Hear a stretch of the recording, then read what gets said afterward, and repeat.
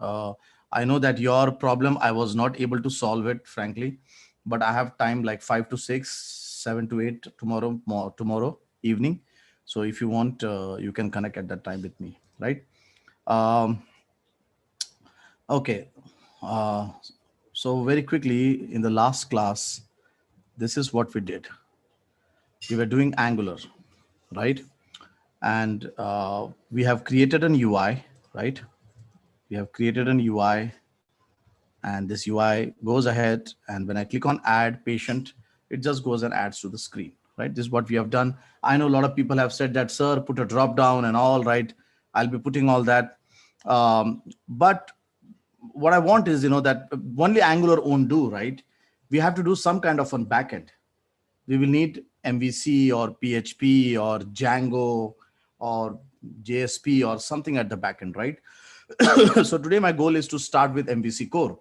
So we start with MVC core. Let us say we start, let's say we take 2 3 classes on MVC core, right? And then after that we do Angular and MVC core parallelly. Then we go parallelly, right? So means both of them will work as a full stack. So very quickly, so today's class, we are starting with MVC core. We have already done Angular. In case you are not aware of, where the videos are, you can log into Questpon VD, or you can log into Teachables, right? Now, remember that, these trainings, keep happening every 3 4 months, because every 3 4 months we have subscribers. So we have to repeat the training, right? The last training which happened, the recordings are here. This is the last training recordings which we did on May 2020, right? So we started in May 2020, and I think we went till June. So we had some pause in between, and now again we have restarted. Again, I think we did some training in between. This was one more training which we did in between. So the current training, I would suggest to Questpon that please can you put this as current, so that people know that this is a current training going on, and let us start deleting some old videos from there, right? Because now people don't know that this is current, right? So Questpon support, please try to make this as current training, right? But here it is. You can see in the last training also we have covered, all the topics almost, right? And in this training also we will try the same. The whole goal of online training is that you can talk to me, you can ask me questions, you can connect to me online. That is the goal of online training, right? And for videos, we have the videos out there. So now very quickly, let us start with MVC core. So first thing, just very quickly, this whole MVC core thing, before we start, right? New things are getting started out there. You can see now. So first, let us talk about, the .NET framework. So this is the old .NET framework. You can see at the right-hand side, .NET 4.8. So very quickly, before I start, let us very, very quickly talk about what is happening currently. So this was the old .NET framework we had.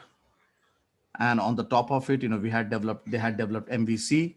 So they started from 2, 3, 4, and the last version was MVC 5, which was developed on .NET framework, right? And on this, we also had something called as web forms, which were developed. We had WPF, we had Windows, we had Silverlight, and whatnot, right? This is the old .NET framework, and it runs only on Windows platform. Please understand, right? So currently we will not be doing this, right? We already have the videos of MVC 5. If you want, you can watch the videos of MVC 5. This is .NET Core, which runs cross-platform, right? On the top of it, they have built MVC Core 1 they started, then they went for 2.0, and now we have 3.1 or 3.x. So we have MVC Core 3.x. So remember that when someone says that you will be learning MVC Core, then they mean by this one, cross-platform one, right? Now this plus this, they have united to make this one .NET 5.0. Because now what is happening here is, I'm sorry for the cough. I'm really sorry for the cough. So very quickly, what is happening now here is, at this moment, we have to make a choice. We have to say like, oh, if it is MVC 5, we select this template. Oh, if it is MVC Core, we select this template, right? So if you see here, the confusion at this moment is, I'll just go to my Visual Studio. So there is a confusion here. It is not giving a unique experience. It is not like, okay, you code in MVC, and then you decide what is core or cross-platform or not cross-platform, right? So if you see here, when you create a new project, now you have to make a lot of choices here. You have to say that you want to go cross-platform or you don't want to go cross-platform. My PC is slow. Give me a minute.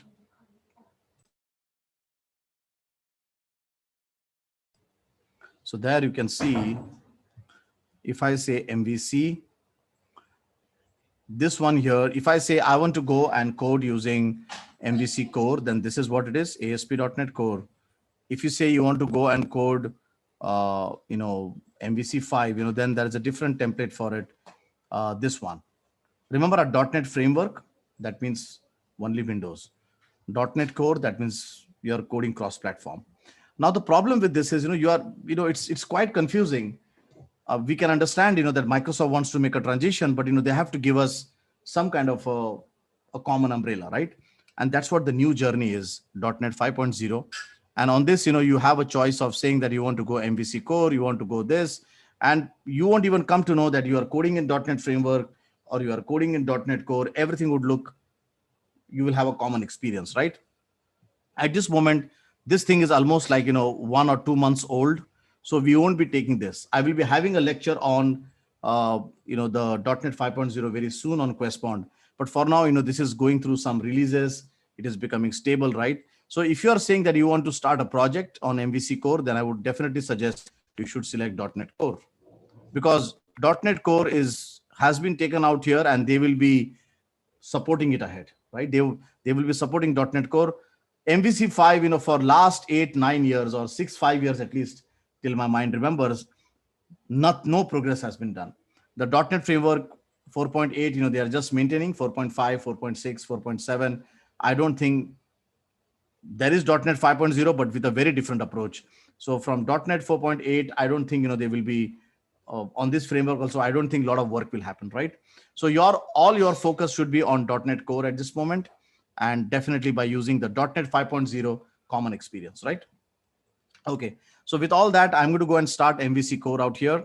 So let us go ahead and create a project first thing, right? So I'll say MVC. So our interest is that we want to go and create ASP.NET Core. Don't make a mistake of selecting F sharp. We want to select C sharp.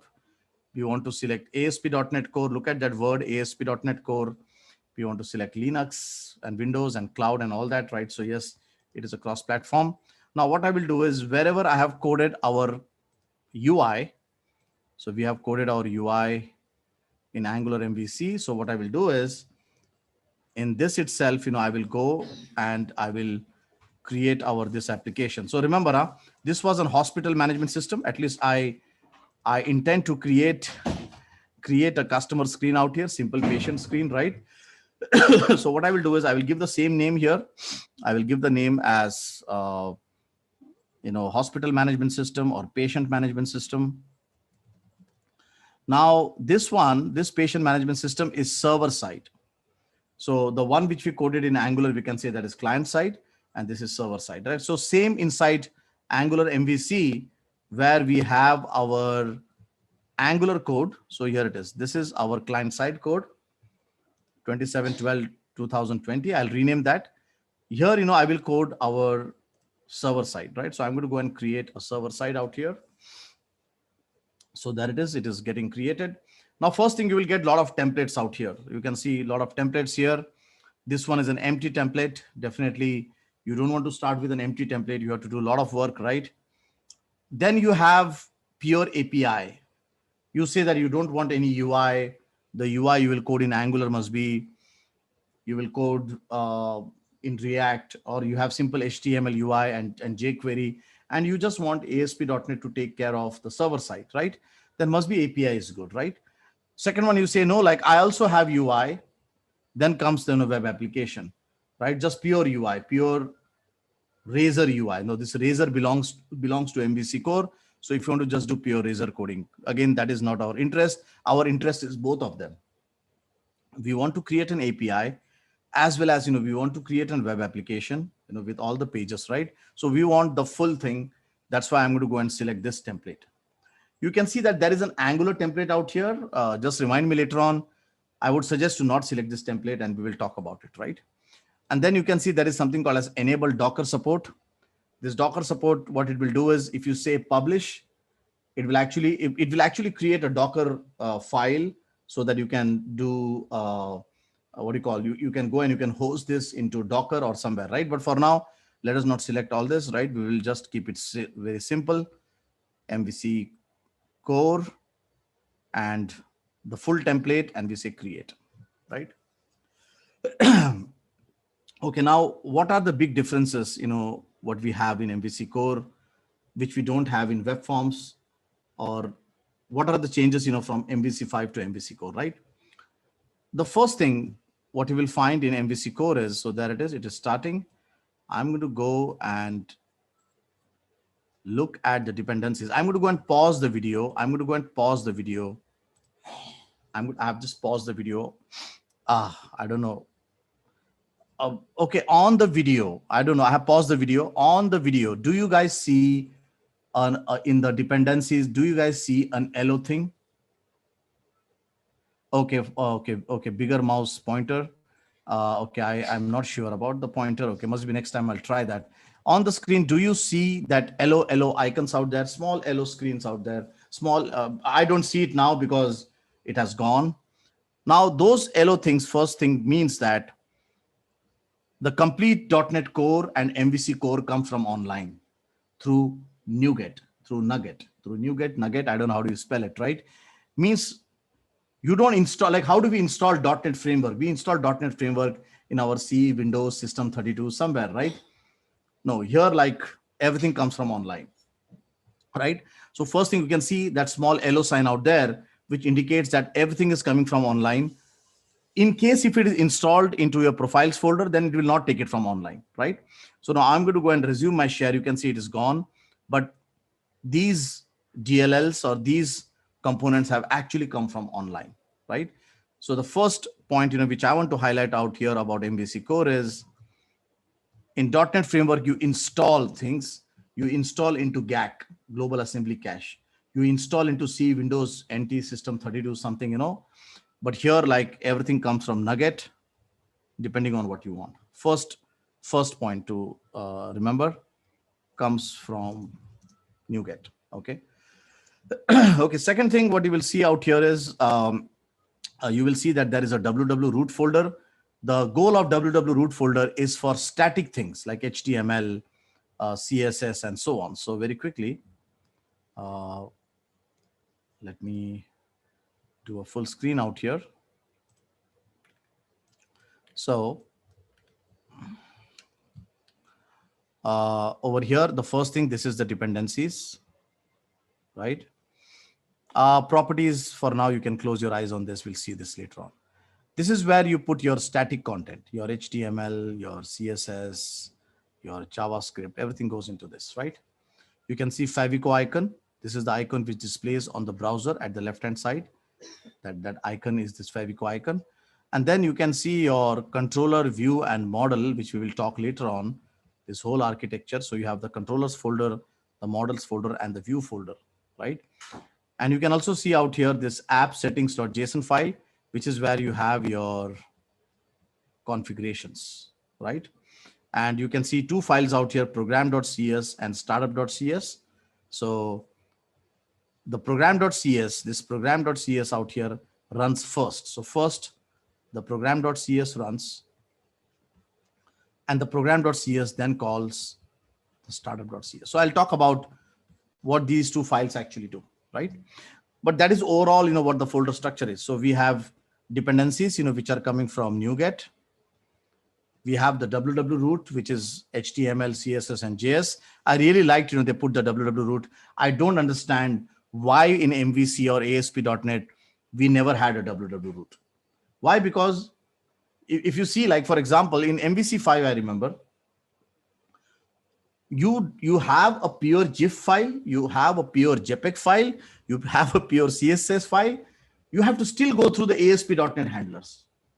It was like, why I have to go through the handlers when I know that it is pure HTML, right? So by putting in www root, it is guaranteed that you will not go through the ASP.NET pipeline, and that will make things faster, right? So that is first. Second, you can see all these files out here, right? Now, another difference, which I want to talk here is, if you go and if you see the, if I go here and if you see this in the dependencies, I was thinking, okay, if you see the component breakup, right? If you see .NET Core, for example, in .NET Core, what they have done in .NET Framework, it was very monolith. Monolith means, basically, if let us say I want to go and let us say, if you see, like, for example, let us say system.diagnostics. If you ever go to .NET Code, right, you will see that there is only one system.diagnostics. And in that, then if you want to get an event viewer, if you want to get something, you just get everything in that. But now here I can go and say, no, like system.diagnostics, and I'm interested in tracing, and in tracing, I'm interested in something. So if you see this component, this namespaces or the DLLs of .NET Core, they are broken down further and further into small pieces like ASP.NET Core, and then you will say you want cryptography, and then inside cryptography you want what, right? So they are broken down the components into small pieces, and that's what makes .NET Core application run fast. Because now if your components are smaller, they are more thin, right? That means your memory footprint would be less. So logically speaking, and also like I've seen by load testing, ASP.NET Core applications are faster as compared to your old web form or even like MVC5, because they don't load everything. For example, system.security. If you see our system.security, you have to say system.security and everything inside this. You can't say system.security, I want only Windows authentication, and then inside Windows, I want something specific, right? That is possible with .NET Core. So one more thing which I want to highlight out here is, one is comes from NuGet. Second, we have a www root folder, right? Third, MVC Core components they are more thin in size, as compared to more thin in size, right? Thin, or I'll say they have broken down the components further, right? So now with all this, what happens now? If I go and if I do an F5, I will see some screen, definitely. Let me do that. I'm going to go and do an F5. Guys, today, as we discussed, we will be taking like 1 hour of the training, then we will have a 15 minutes of break. The first time we are attempting 2 hours of the training. So we will have 10-15 minutes of discussion and then questions, right? You can put down your questions on the chat out there, and then we will take those questions. But today we have 2 hours, guys, so 15 minutes of break is needed. If this goes really well, henceforth on Sunday and also probably on Saturday, we will have 2 hours of training so that we can do our lectures faster, right? So there it is. It is running on localhost 44323, and I will see some basic homepage of MVC Core. Okay, slow.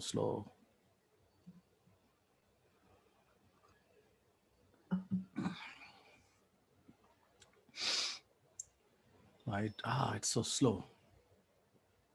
Okay, that's the page, right? Okay, now the first question will come to your mind is, so what is happening when the MVC Core application starts? What is really happening internally, right?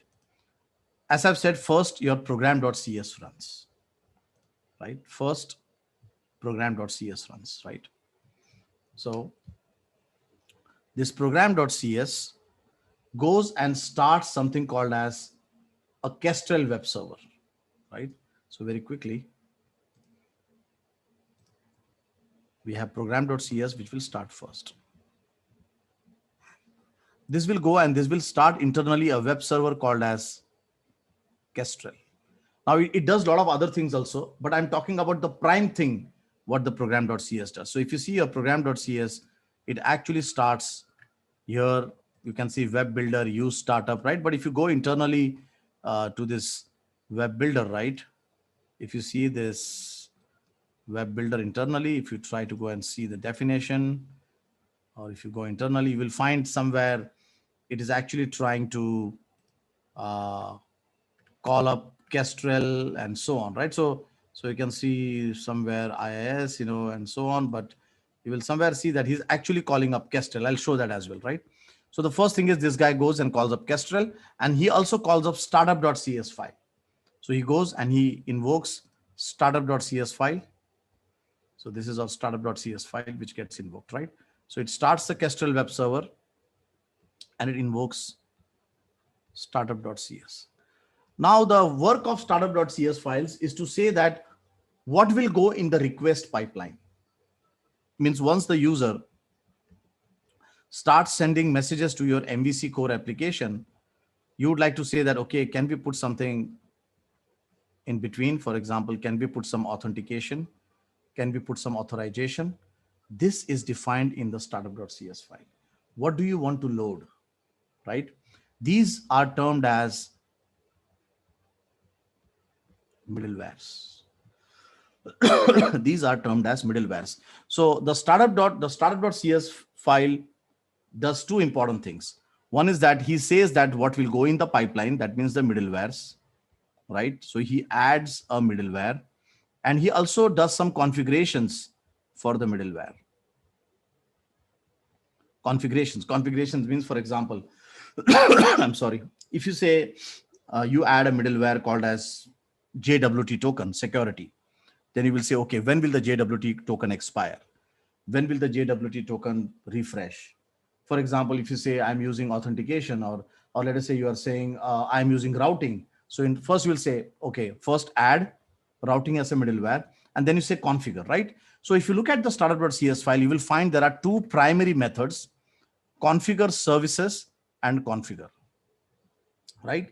So this configure services is, he adds the middleware. He just goes and adds the middleware. So this is configure service. I'm so bad in writing, I'm sorry. Configure services, and this configure actually configures it. So for example, you can say here in the configure, you can say services.add controllers and views. Now you can see here, this is so great. That means I can go and I can create an application of MVC which does not have controller with views. If you remember in webform or in MVC5, there is no way you can say that don't use MVC at all. I am doing a static website. It is not possible.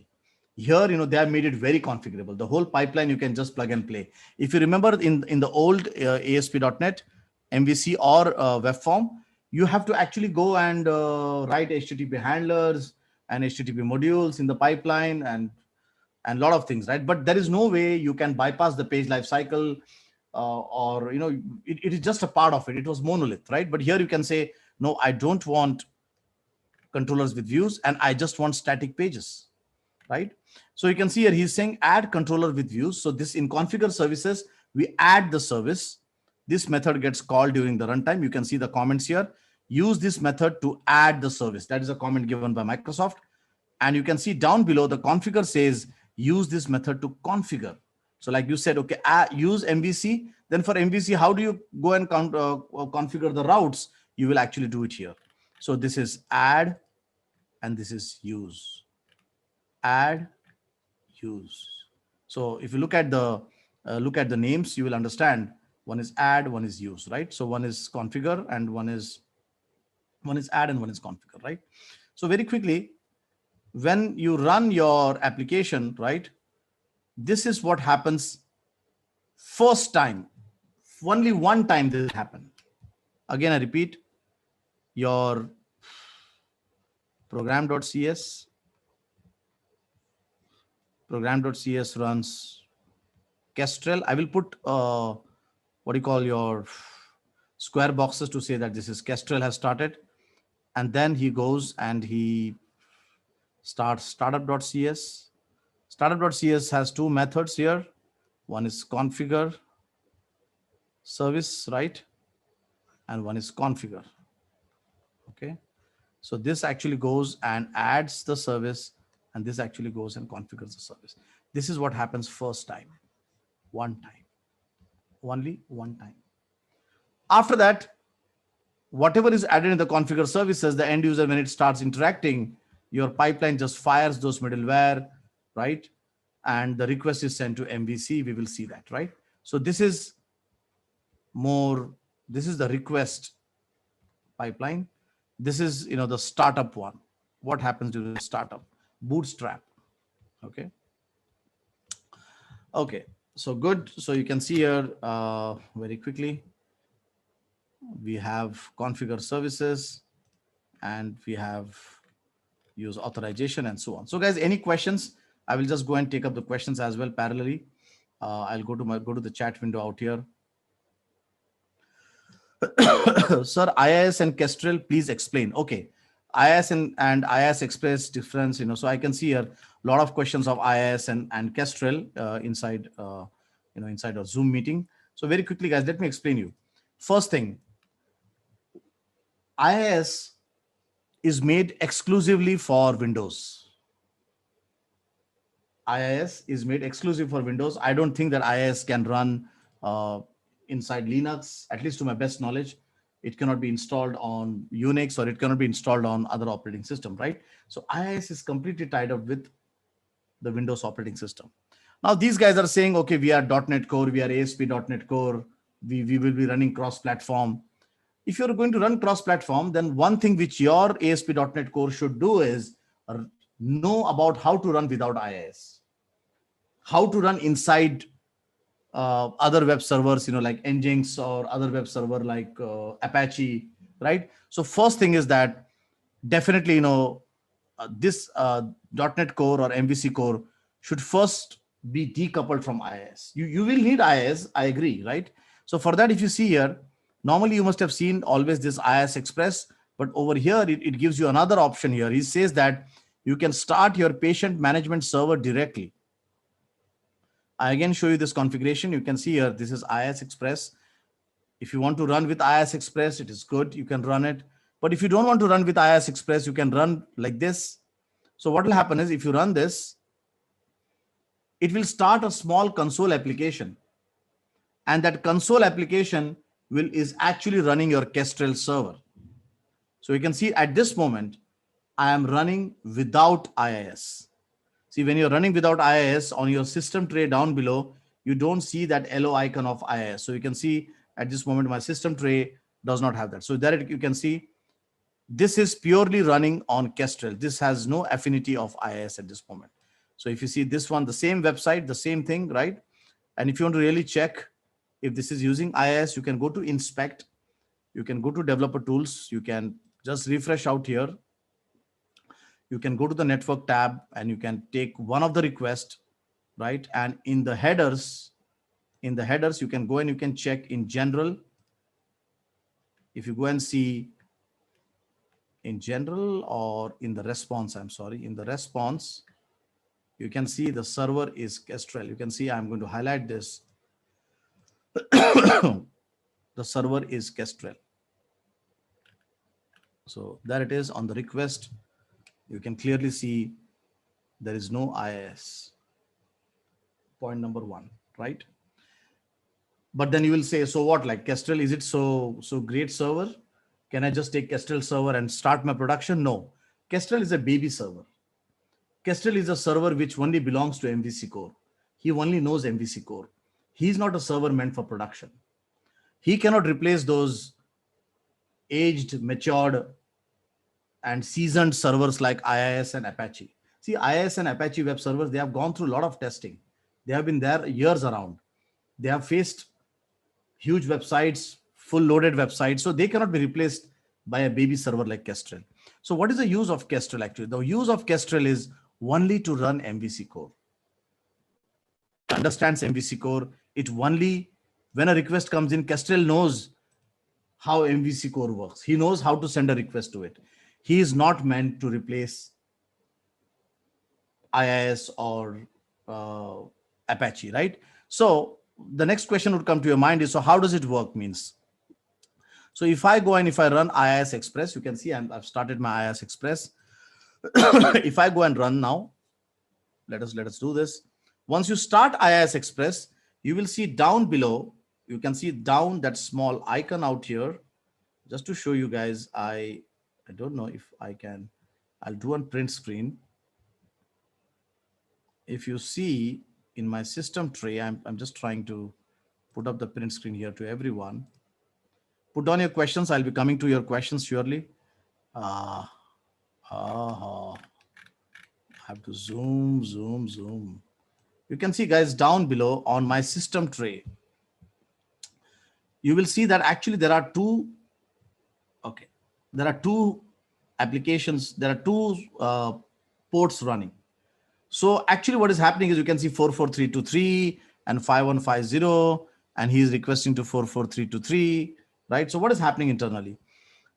It is using the forward proxy, or it is using the reverse proxy. That's the right word. Reverse proxy means what? The end user sends a request, right? The request first will go to IIS. For example, at this moment, the IIS is running on 44323 port. Wherever, right, he will send the request to 44323. Then IIS will send the request to Kestrel. In the same way, this can be Apache, must be. So these will become the front end servers, but they will send the request to Kestrel. Now Kestrel knows, okay, where is the controller? Where is the view? Where is the model? He says, I know all of this. I will load them. I will fire the middlewares. I will check the validations. I know MVC core, right? And then the response he will send back to IIS, and IIS will send back to the browser or to the end user, right? This is what is termed as the reverse proxy architecture. So if you go and Google online, if you go to MSDN, there is a nice diagram given out there for reverse proxy. But the point here is that Kestrel is just a baby server to compile. I'll not say compile. Compiling is done by .NET, our .NET compiler, but to run, to load, to know, where the startup.cs file is, to know where the controller is. It just goes and does that. He knows, how to send a request to an action result.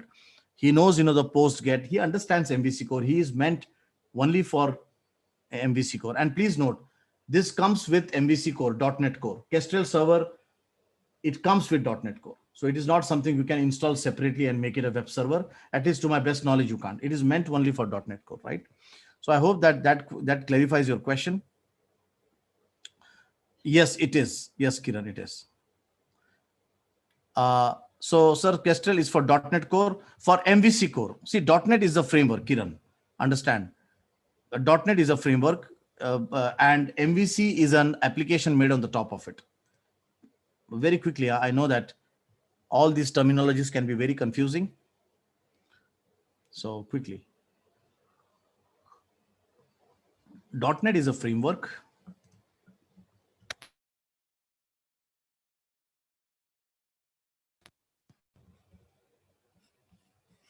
Oh, my microphone. Okay. Oh, can you hear my voice? I'm not sure, guys. Can you correspond support? Can you just tell me you can hear my voice? I think my mic just went off. Okay, thank you. I can hear you. Okay, fine. So, guys, see, there is .NET framework, and thanks, for saying that you can hear my voice. On .NET framework, you have built Microsoft have built a lot of applications, like, or a lot of frameworks like WPF to make WinForm, Windows application, WinForm, WebForm, old one, ASP.NET, MVC, and whatnot, and whatnot.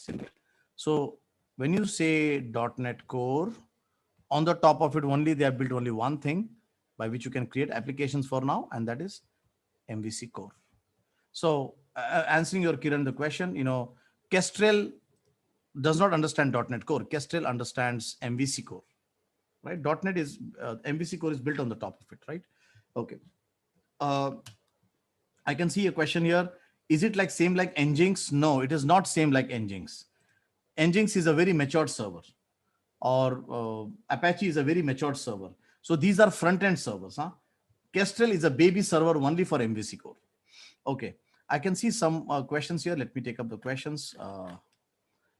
Okay, one of the question from Anil here. What will be the app life cycle when it refreshes? Let me take this. So what will be the app life cycle when it refreshes? Okay, fine. So here it is. I can see some questions here. I'll take up these questions. I'll put on Notepad. First, let us understand MVC Core. Once we understand MVC Core, integrating with Angular is a baby job. So, and how does the app lifecycle work? So we have some questions here. Let me just take this, right? Okay. There is and how middleware also works. Okay. So first thing, let me go and put a debug point here. Let me go and put a debug point here. Let me go and put a debug point in the program.cs to just understand that what is happening, right? And by default, now remember that this is an MVC architecture. This is an MVC architecture. So in MVC architecture, what happens is the first request comes to the controller. The first request comes to the controller. The controller goes and loads the model. So this model can be loaded from a database. It can be loaded from anywhere. He takes this model and sticks it to the view, your HTML or to your Razor view, and that is sent as an output to the end user, to the browser. So the first request comes to the controller. So in our case, our controller is the home controller, right? So now let us see how the whole life cycle looks like. Remember that there is nothing called as a page life cycle here.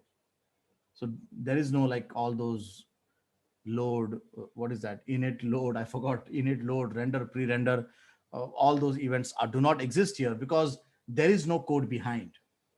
The biggest difference between MVC and your old ASP.NET form, web form, ASPX for that, in ASPX, you had a code behind. There used to hit the view first, and then view used to run that code behind. It was very absurd. It was very, and also very resource intensive. Here it is very lightweight. You hit the controller and then the view and the model loads, right? So a kind of a different flow. So now what happens here? Look at this. First time when you run, so I'll be also putting debug points on the controller. So you can see we have a home controller here. We will just go and put a debug point here on this method called as index. Okay. So let me go and run this. So there it is. First, program.cs will start. We will see where the debug points are hitting. There you can see program.cs has started, right? The first debug point. After that, startup.cs will run, right? And in startup.cs, which method will run? Configure services. Add the services. You can see configure services runs. After that, configure will run. You can see now configure is running. So here he will go and configure the service. And then it will go and hit your index. Then it goes and hits your index, and then you see the page. So this is the bootstrap lifecycle, initial, right? But now if I go to home, now look at this. When I go to home, configure services does not run. Configure does not run. Program.cs does not run. Now only controller, view, and model. Controller, view, and model. So when I click on these links out here, it's going to go and hit only the controller, view, and model. So you can see here it is, right? So just to answer the question, which has come, how is the application life cycle?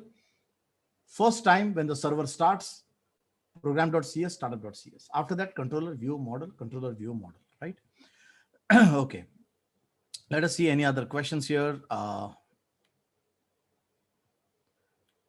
Yes, so I'll come to that. Okay, I think I should take up the middleware. There are lots of questions on middleware. Okay, let me take up middleware. So middleware is like, something you want to run every time, when the request is sent. So it is like your HTTP handlers. So we can divide the complete application lifecycle into two parts. One is when the server starts one time. I know that I'm drawing this thing again and again so that you get an idea. Program.cs runs, startup.cs runs, all that configuration takes place. This only runs one time. After that, what happens? You start hitting the controller, you start hitting the view, you start hitting the model. So you actually go and start hitting things, right? Now, what if you want to go and put some small pre-processing logic here? You want to say that, okay, before you hit the controller, how about running some security checks? How about going and checking, doing some logging activity, audit trail, right? Now, these are termed as middlewares. Middlewares will run for every request. I repeat this. Middleware will run for every request. Middleware will get added over here. So in the startup.cs file, you will say app.use middleware. And then once it is added to the chain, it will keep running, right? So let us go and create a middleware out here. I'm going to go and create a middleware. View Solution Explorer. They have given a nice ready-made template for middleware, so we don't have to really work hard. So I will say add. This one here. Okay, this Zoom meeting, the top bar, it's looking very absurd. Guys, I'll take up all the questions. Please try to put the questions there. I can understand. Okay, so add a new item. And here I will go and I will search for middleware. Very important, huh? Now what is happening is we are again going through a transition phase. I'm so sad to see the developers going through all this. From .NET Framework, we had a transition to .NET Core. From .NET Core, we are having a transition to MVC5, the .NET 5.0. Now you will find suddenly some components in Nugget coming from .NET 5.0. So be very clear. If you are in .NET 3.1 Core, take the components of .NET 3 Core. If you're going to go and take .NET 5.0 Core, your application will not start working, right? So I will go and I will add a middleware. So there it is. Now this middleware, if you see this template of the class, it has given you two methods out here. One method is the invoke. This is where you put your logic. You can put your pre-processing logic in this. So you can access HTTP context. You can access the request object. You can get the form. You can get the variables. You can get the cookies and whatnot, right? So you can take this from here. This is invoke, right? And as I've said that middlewares can call other middlewares. So you can see there is also a request delegate here. This says that, okay, which is the next middleware which will get called after this, right? So for now, we'll not do anything. We'll just keep it as it is. So I'm going to go and put a debug point here. Now this name is middleware. I've just given a name as middleware, right? Fine. Now this middleware also has an extension here called as middleware extension, right? So what we can do is we can use this middleware extension in the startup.cs file. We can say here app.use middleware. Now, if you have one more middleware, if you add one more middleware, let me add one more middleware. Remember, the name is just big middleware, but don't try to don't go into a thought where you're thinking that middleware is something very great or zazzy. It is just a simple pre-processing template where you put your code. So again, I'll just go and say middleware. This is middleware 1, right? So this one again, I'll put a debug point here, right? And I'll say app.use middleware. Okay.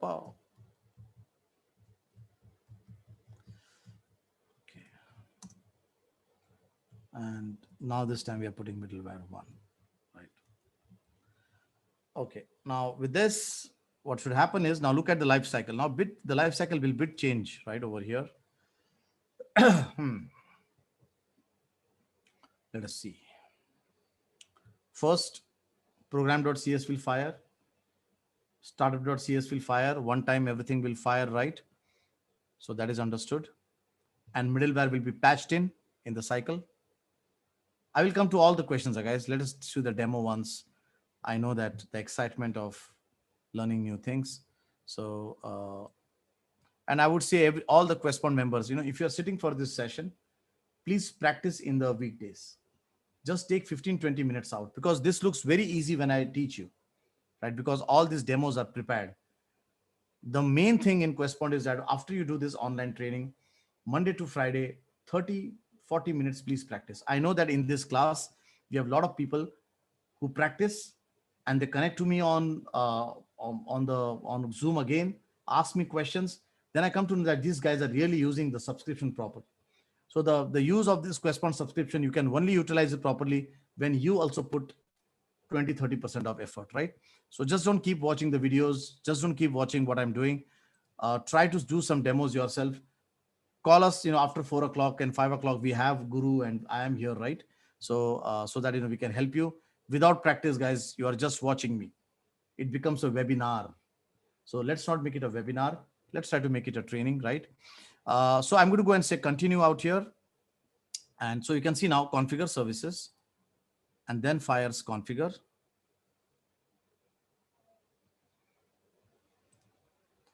And there it is. Now you can see the first request has also gone. You can see it has started hitting the index, right? So before hitting the index, it's let us go and hit, execute the middleware. You can see HTTP context is getting executed. Middleware one is now, this is middleware one, which is getting executed. Again, the invoke statement. At this moment in the invoke statement, there is no code. This gets executed.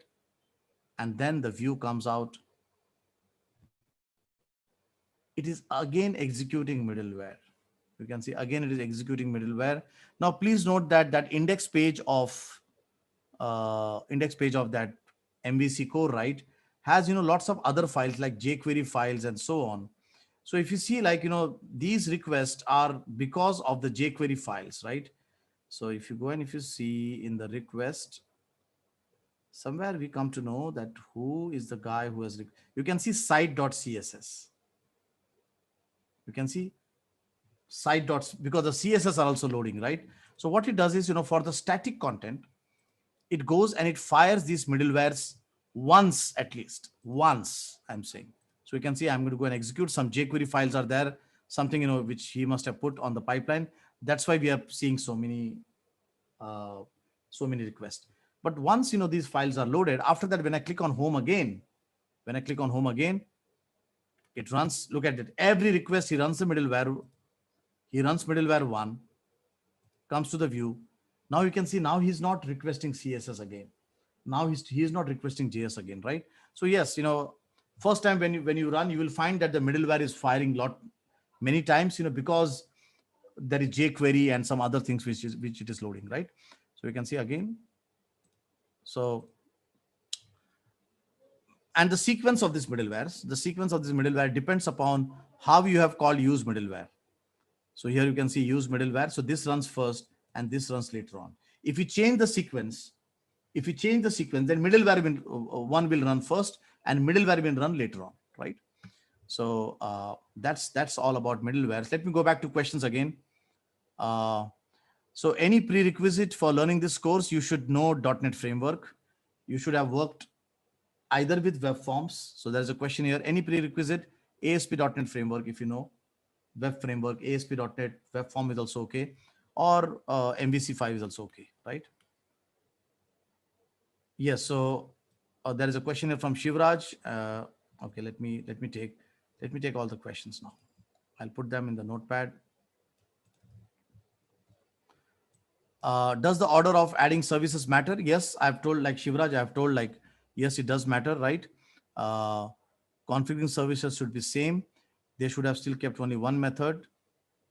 Okay, configure services should be same. Yeah, they could have kept one method, but I think it makes sense, because if you see Shivraj big applications, right, you will suddenly find everything in one method.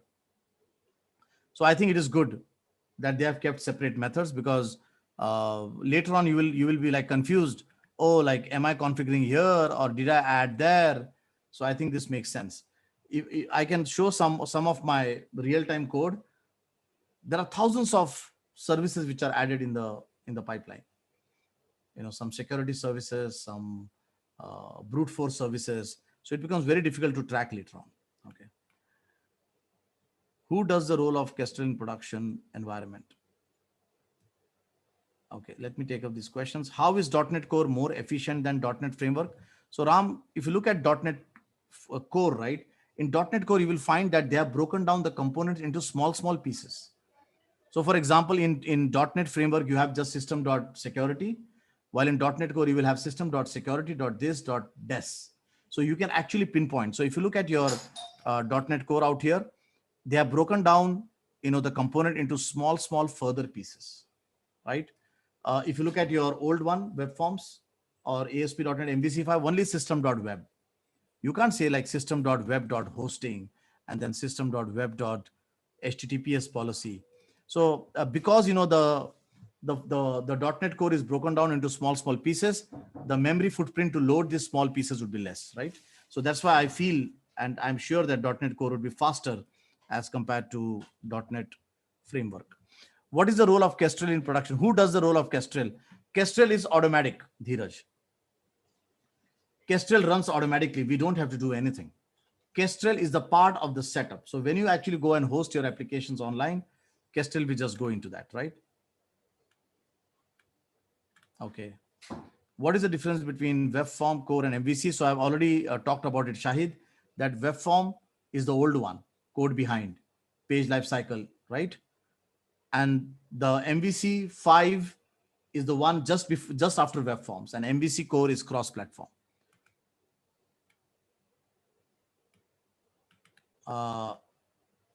Okay, so yeah, so Murli, that one we'll just take in the other when we start. So here's a question from Murli. Can we do some examples using like authentication and authorization? When we do JWT token, at the time you'll find that I'm adding the middlewares, right? So we'll do that. Do we need .NET runtime in the Linux server to run this? Yes, you need the .NET runtime. So very quickly, when you say you want to run your .NET applications on production, remember that there are two things. So very quickly, .NET runtime, .NET Core, .NET. Very quickly. So here it is. When you see the downloads out here, there are two parts to the downloads. One is there is this runtime, and one is the SDK, software development kit. So software development kit, you need to compile the application to debug and so on. But this .NET Core runtime, you need for running it, right? So you will need the Linux runtime. So there is somewhere, there should be Linux runtime. So all .NET Core downloads, .NET Core 3.1. So somewhere, there would be, you can see here, there's a Linux package installer. So you should use this. This is Windows and this is for Mac. Please note that for Mac, at this moment for 32, they don't have anything. But for Linux and for Windows, they have all the setup. So you do need the runtime, right? SDK.NET Core has Kestrel, as well as .NET Runtime also has Kestrel. .NET Runtime also has Kestrel. .NET SDK has everything about .NET Runtime. See, this .NET SDK is a big one because for Visual Studio, you need a lot of things. This has everything of the runtime. Runtime is a very small size.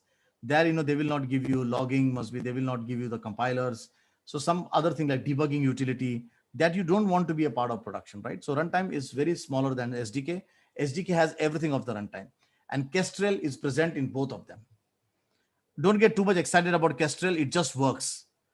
You don't even have to think that there is Kestrel. I just told you why, because one of the questions will people ask is, how can you run inside Apache? That's the question a lot of people ask for .NET people, .NET Core. They run because of Kestrel, right?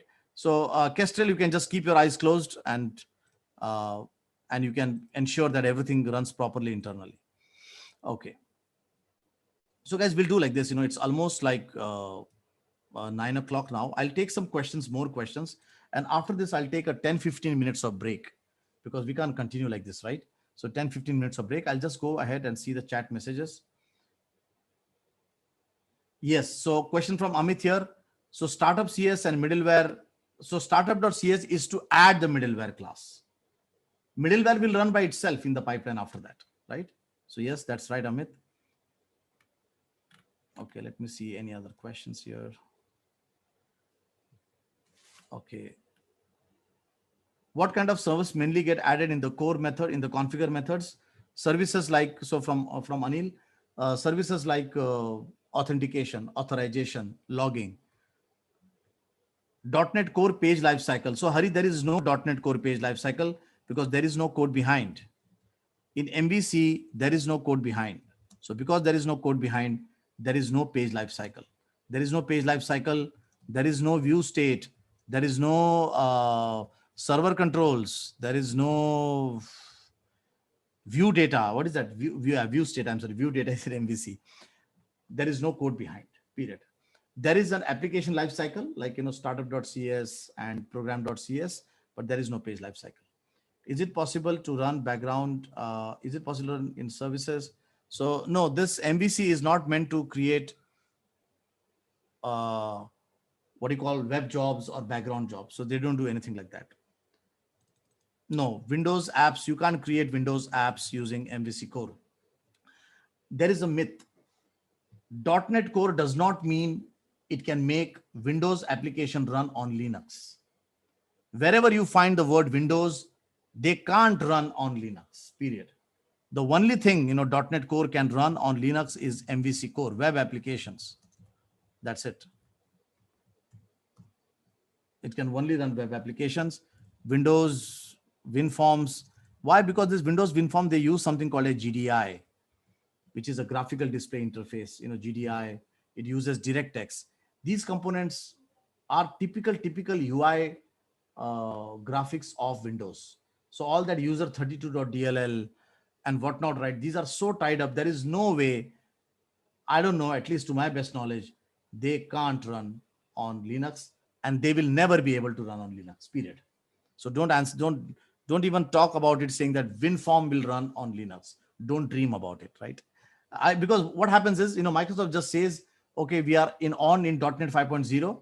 Yes, to give you a unique experience. But the reality is definitely you can run WinForm and WPF and some other things on Linux, right? Is it possible to control the control the order of middleware? Yes, as I've already said, to control the order of middleware, you have to go to your startup.cs file and just say, this is the first one which gets fired. This is the second one which gets fired. So by default, the way you add it, Vivek, that is how the middleware will get fired. Other than Nugget, it is also using GAC. No, it is not using GAC. It is not using GAC. At least a pure .NET Core application will not use GAC, right? It will use something called as the common user profile folder, but not the GAC. Difference between middleware and filters. Okay. See, filters fire after the controller is loaded. Very good question this is. So middlewares and filters. Middleware fires before the controller. So please understand, when the request goes in, middleware will first fire. They will fire here. Once the controller starts, if you want to go and fire some pre-processing logic here, then it is filters.